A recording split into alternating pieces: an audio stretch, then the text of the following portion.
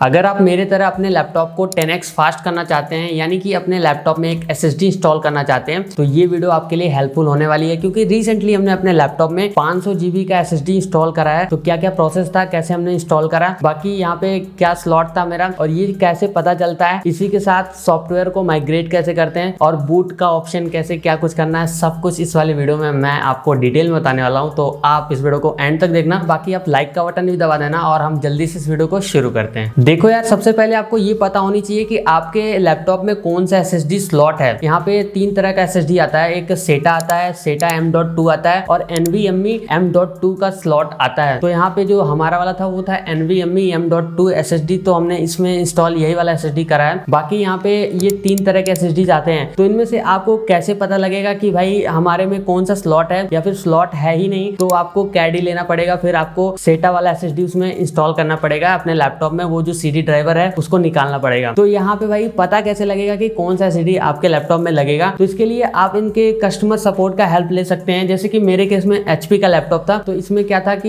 यहाँ पे हमने इनके कस्टमर सपोर्ट पे कॉल लगाया। तो वहां से हमने पूछा तो उन्होंने कुछ नहीं बताया, कहा कि नजदीकी सर्विस सेंटर पे आप जाओ, वहां पे लग जाएगा SSD।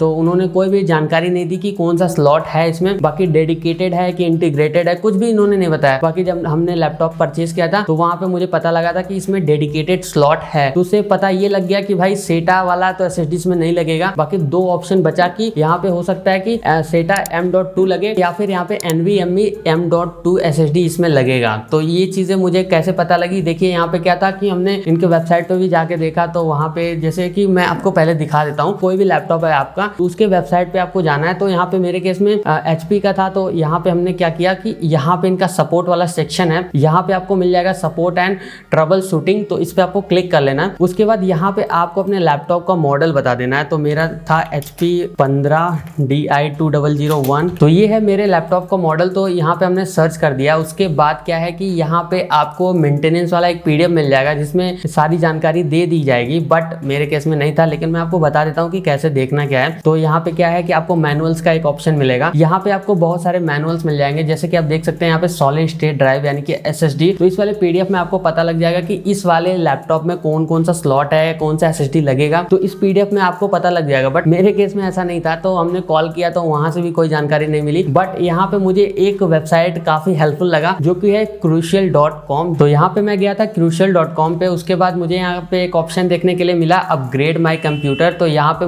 मैंने सबसे पहले HP यहाँ पे सेलेक्ट कर लिया क्योंकि मेरा HP का लैपटॉप है। उसके बाद यहाँ पे क्या है, कुछ इस तरह का ऑप्शन मुझे देखने के लिए मिला। तो यहाँ पे हमने सर्च कर लिया सबसे पहले HP।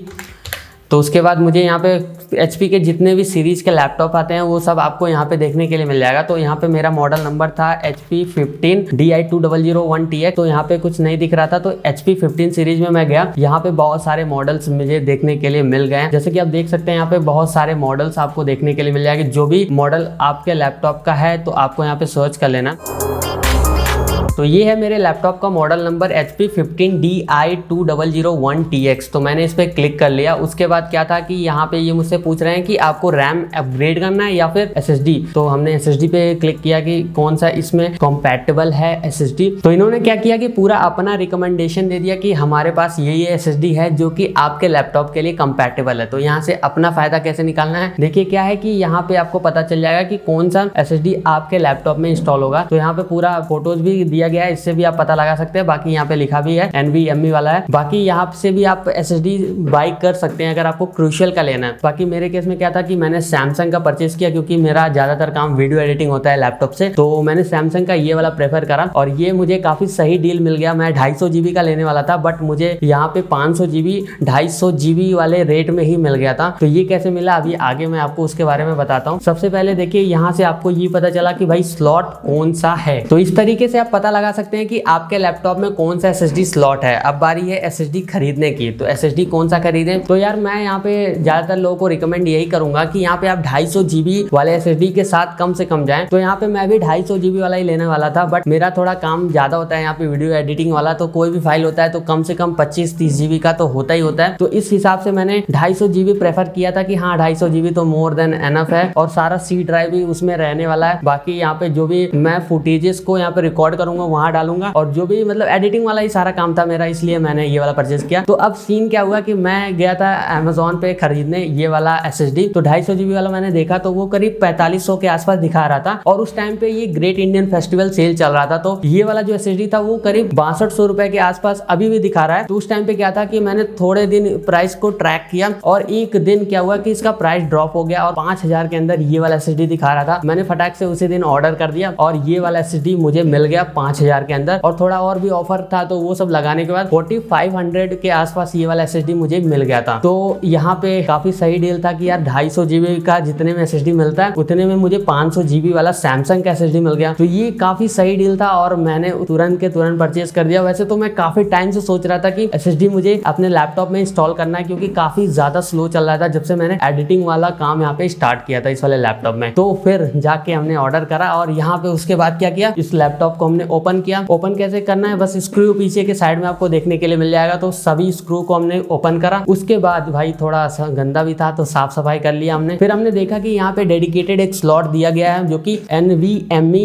यही वाला स्लॉट था, जो कि हमने पहले ही चेक कर लिया था कि भाई हाँ यही वाला लगेगा। और इनके कस्टमर सपोर्ट से तो यार कुछ भी पता नहीं लगा, तो आप भी ट्राई मार सकते हो। वैसे जब इनके वेबसाइट पे नहीं दिखा रहा है तो कस्टमर सपोर्ट वाले क्या ही बताएंगे, वो भी वेबसाइट पे देख के बताते हैं। तो देखो यार, सबसे पहले SSD इंस्टॉल करने के लिए आपको अपने लैपटॉप के पीछे साइड में बहुत सारे स्क्रूज होते हैं, उसको खोलना पड़ेगा। और खोलने के बाद थोड़ा डस्ट वस्ट रहता है तो साफ कर लेना, क्योंकि रोज रोज थोड़ी ना लैपटॉप हम लोग खोलते हैं। तो उसके बाद आपको, जैसे मेरे केस में क्या था, स्लॉट था तो हमने NVMe वाला स्लॉट था, तो उसमें जो स्क्रू था ना भाई, मतलब खोलने में बहुत ज्यादा दिक्कतें हो गई, क्योंकि मेरे पास वो वाला स्क्रू ड्राइवर नहीं था। तो फिर थोड़ा जुगाड़ उगाड़ ला के हमने खोल लिया। उसके बाद हमने SSD को इंसर्ट करा और स्क्रू उसी में दिया हुआ था तो हमने लगा दिया। बाकी हमने देखा था काफी वीडियोस में कि भाई स्क्रू था ही नहीं, तो आप देख लेना आसपास कोई स्क्रू होगा जो ज्यादा फंक्शन मतलब उसका नहीं होगा तो वो स्क्रू लगा सकते हो आप। बाकी जैसे ये सारा काम हो जाता है तो आप अपने लैपटॉप को यहाँ पे क्लोज कर देना, मतलब पूरा स्क्रू लगा के बंद कर देना। उसके बाद क्या करना है, अब SSD लगाने के बाद तुरंत ये काम नहीं करने वाला, इसको आपको अपने OS को माइग्रेट करना पड़ेगा, या फिर आप एक नया विंडोज को इंस्टॉल कर सकते हैं SSD में। तो हमने क्या किया कि OS को माइग्रेट किया था, तो उसके लिए हमने एक टूल भी यूज किया था, उसके बारे में अभी मैं आपको बताता हूँ। लेकिन उससे पहला सवाल मेरा ये था कि भाई मैंने SSD तो लगा दिया, क्या ये SSD सही में कनेक्ट हो चुका है या फिर नहीं। तो उसके लिए हमने यहाँ पे चेक करने के लिए क्या किया था कि यहाँ पे आपको क्या करना है, सबसे पहले सर्च में जाना है, और सर्च में जाने के बाद यहाँ पे आपको एक ऑप्शन मिल जाएगा डिवाइस मैनेजर का। तो डिवाइस मैनेजर में आप जैसे ही जाएंगे तो यहाँ पे आपको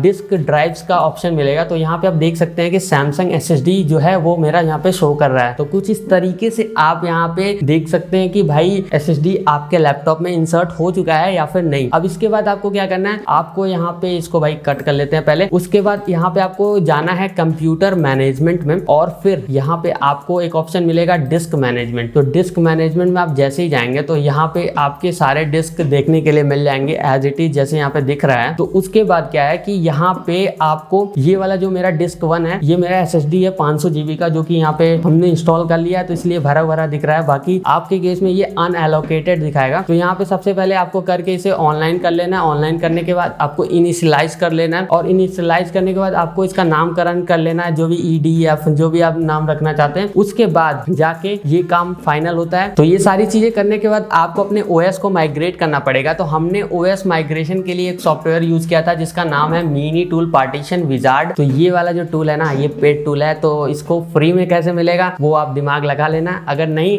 तो आप भाई को फॉलो कर लेना इंस्टाग्राम पे, टूल मिल जाएगा। तो कुछ इस तरीके से आप सबसे पहले क्या है ना कि टूल जब आपने इंस्टॉल कर लिया उसके बाद आपको इस टूल को ओपन करना है, मतलब वही मिनी टूल को ओपन करना। उसके बाद जाके यहाँ पे एक ऑप्शन आपको मिलेगा माइग्रेट OS का, तो मैं आपको दिखा देता हूँ, पहले ये ओपन हो जाए। उसके बाद आपको यहाँ पे आप देख सकते हैं माइग्रेट OS का एक ऑप्शन आपको मिलेगा, तो इस पे आपको क्लिक करना है। अब यहाँ पे भी आपको दो ऑप्शन देखने के लिए मिलता है। तो सबसे पहला वाला ऑप्शन ये कहता है कि आप पूरा अपना हार्ड डिस्क का डेटा SSD में पूरा माइग्रेट करना चाहते हैं, तो भाई वो तो हम नहीं करना चाहते हैं। दूसरा ऑप्शन ये कहता है कि यहाँ पे आप विंडोज को केवल माइग्रेट करना चाहते हैं SSD में, तो हाँ यही तो करना है। तो फिर यहाँ पे आपको वी वाले ऑप्शन पे क्लिक करके यहाँ पे नेक्स्ट पे क्लिक करना है। उसके बाद आपको अपने SSD को यहाँ पे सेलेक्ट करके फिर यहाँ पे नेक्स्ट पे क्लिक कर देना है। और जब आप नेक्स्ट पे क्लिक करोगे तो यहाँ पे भाई साहब यहाँ पे फॉर्मेट के लिए कहेगा, तो आपको आपका SSD तो नया है, इसमें कोई डेटा नहीं है, तो आप फॉर्मेट वाले बटन पे क्लिक करना। उसके बाद जैसे जैसे सारा प्रोसेस है आपको एज इट इज यहाँ पे नेक्स्ट कर देना है, क्योंकि अगर आप इसमें छेड़खानी करते हो तो भाई साहब सारा जो डेटा है ना वो SSD में हो सकता है टुकड़ों में आए या फिर कुछ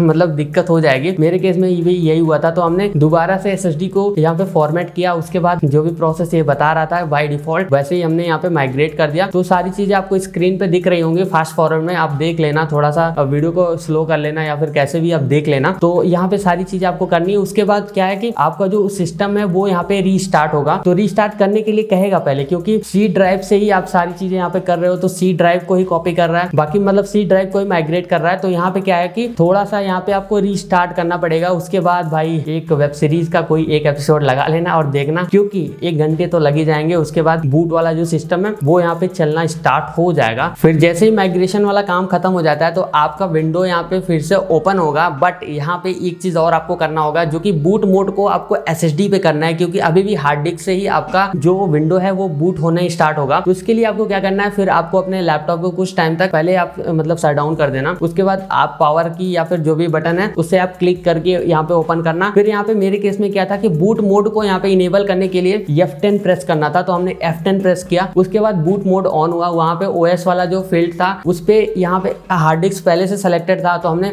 F6 और F5 और F6 की हेल्प से यहाँ पे हमने सेलेक्ट कर लिया SSD को। और फिर जाके यहाँ पे भाई हमने सेव कर दिया, F10 को फिर से क्लिक करके यहाँ पे सेव चेंजेस कर दिया। और उसके बाद से जो भाई साहब जो स्पीड मिल रहा है ना, मतलब लग रहा है कि हाँ ये चीजें पहले कर लेनी थी। तो कुछ इस तरीके से आप यहाँ पे SSD को लगा सकते हैं, यहाँ पे माइग्रेट कर सकते हैं OS को, और सारी चीजें हमने यहाँ पे डिटेल में आसानी से बता दिया। बाकी फिर भी अगर आपके मन में कोई सवाल हो तो कमेंट सेक्शन में बता देना। और अगर आपको SSD खरीदना है तो हमने best bye link description box में दे दिया है, तो वहां से आप खरीद लेना, थोड़ा भाई को भी हेल्प हो जाएगी। वीडियो को लाइक करना, शेयर करना और चैनल को भी सब्सक्राइब कर लेना। तो मैं मिलता हूँ आपसे किसी नए वीडियो में। बाय।